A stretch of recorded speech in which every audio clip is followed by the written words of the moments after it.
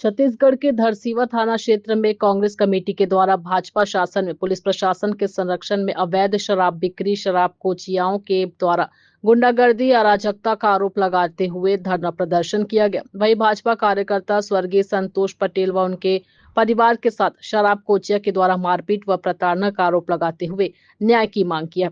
गौरतलब है कि कथित भाजपा कार्यकर्ता संतोष पटेल के द्वारा आत्महत्या करने का मामला प्रकाश में आया था।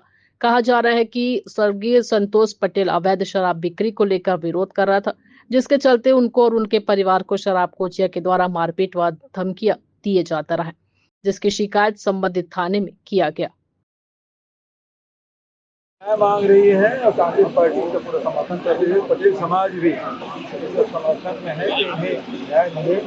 पीड़ित परिवार को पहली बात गाइड नोट है माध्यमिक हो, दूसरी बात ये कि न्यायिक जांच हो, तीसरी बात ये है कि उनके परिवार को सरकारी नौकरी मिले तो 50 लाख रुपया मुआवजा मिले। इसकी डिमांड रखी गई है और ये ज्ञापन देने का। तिल्दा नेवरा से अजय नेताम की रिपोर्ट।